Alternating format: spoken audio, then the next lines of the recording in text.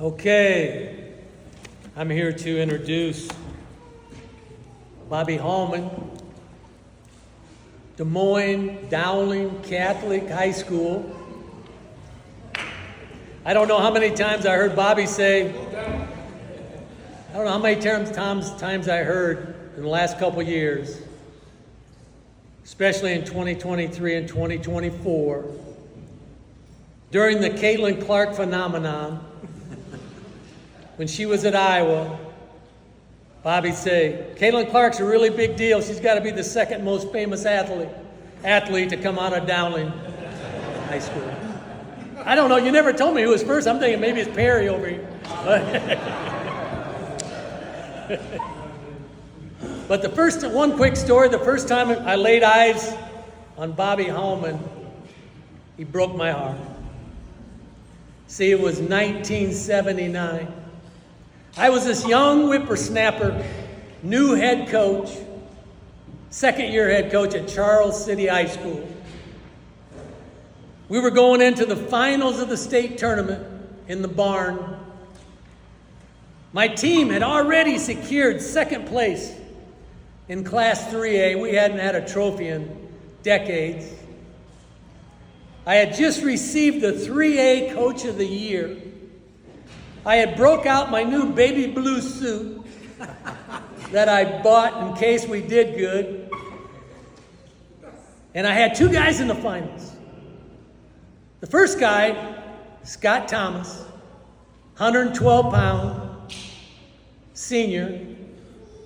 And he's wrestling this kid from Dowling I'd never seen before, never seen him wrestle. 112-pound senior, Bobby Hallman.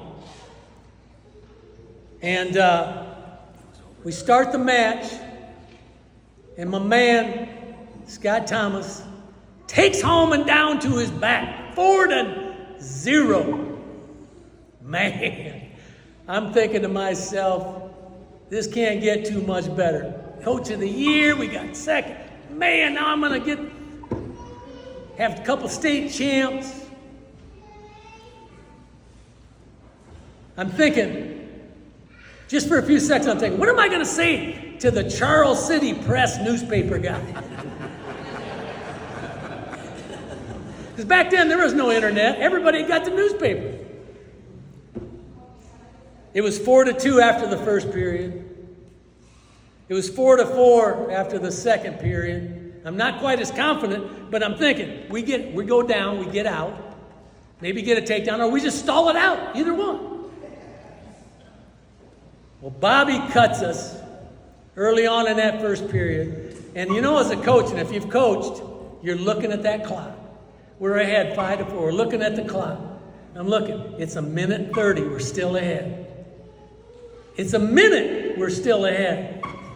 45 seconds. We're still ahead. I'm like tick, tick, tick, tick. I'm trying to get that clock to run faster, man. Then about 38 seconds left. Bobby gets a takedown to our back. Holds us there. I don't remember the rest of the match. Bobby got second and first at Dowling. He goes to UNI, and back then the weight was 118. He gets in the lineup his sophomore year, and the match to go to the NCAAs, he's up 7-0 and gets called for a slam. Now, you only weigh 118 pounds. I can't imagine, you ain't going to slam nobody. But he gets called for a slam, loses the match. Junior year, loses in the blood round, NCAAs. Senior year, he comes into the national tournament, the 8th seed. Wins a couple matches, has the top seed. Charlie Hurd? Yeah. This guy was talented. Charlie Hurd, but the goal was get him tired. And Bobby, one thing about Bobby, man, he'd go forever. Gets him tired, wins the match. Wins the semis, is in the finals. loses a close match in the finals. And you know what? When I listened to your interview with Kyle Klingman a couple weeks ago, he asked you about that finals match. And just like so many of us in this room, it was 40 years ago, Bobby, and you said, I still think about that match.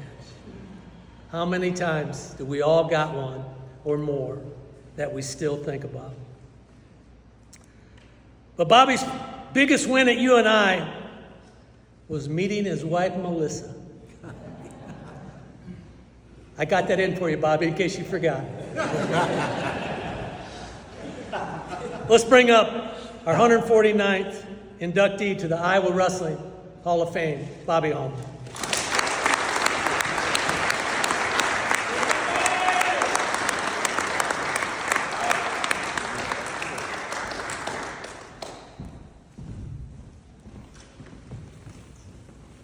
Do it later. Let's do it later. We can do it later. Yep. All right, Millboy, thank you. That was wonderful.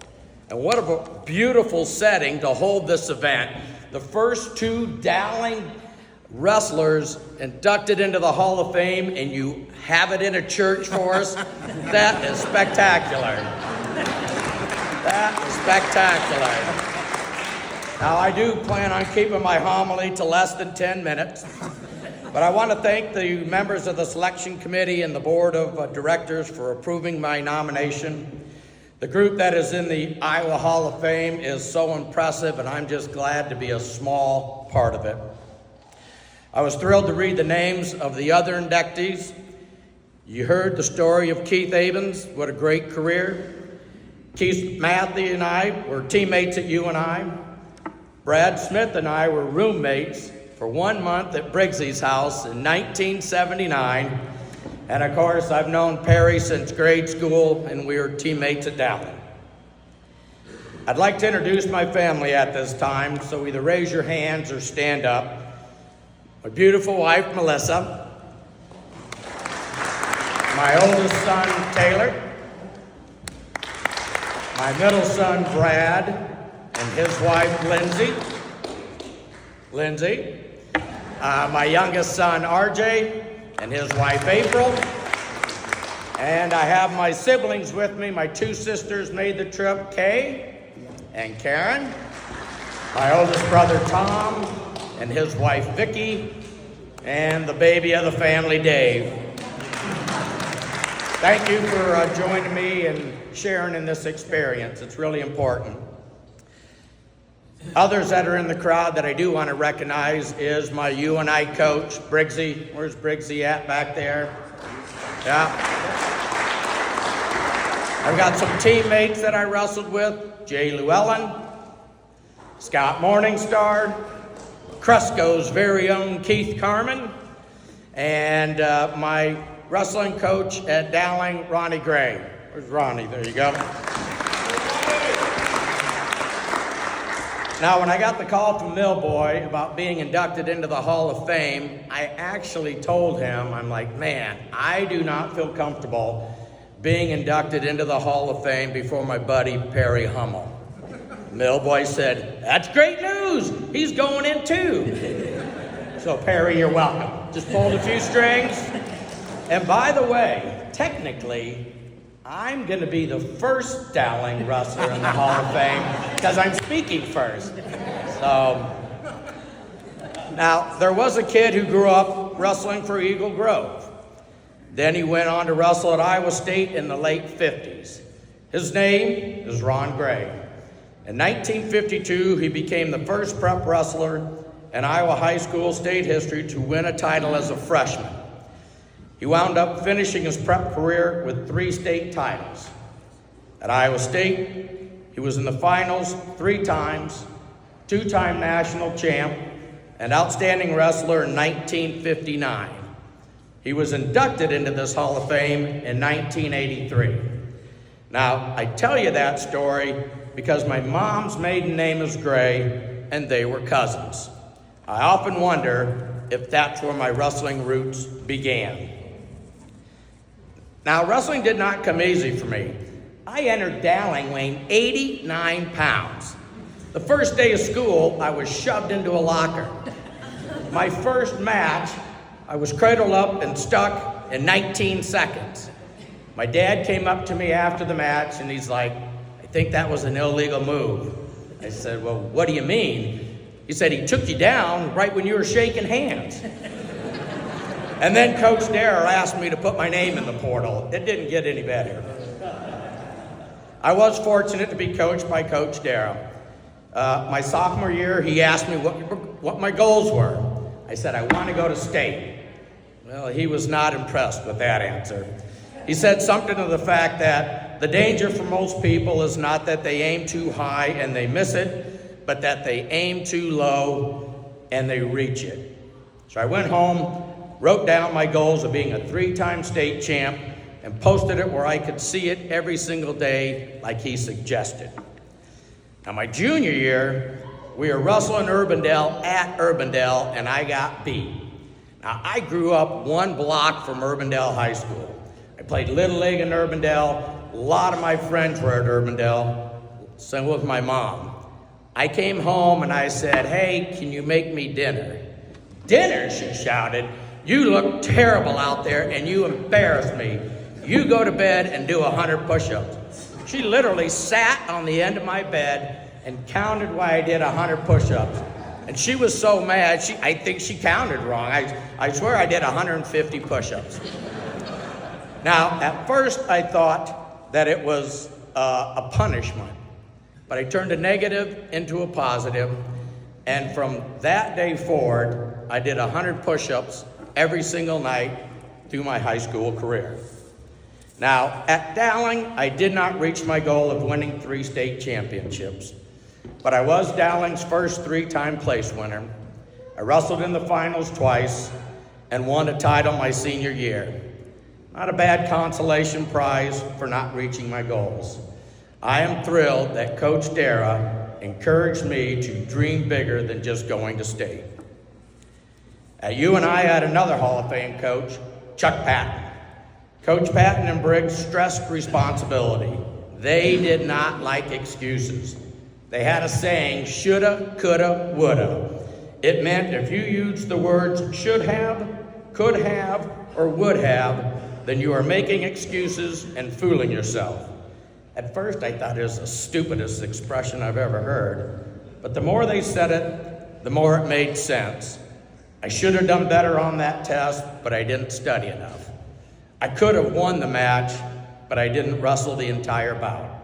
I would have gotten the last takedown, but I was tired. Shoulda, coulda, woulda.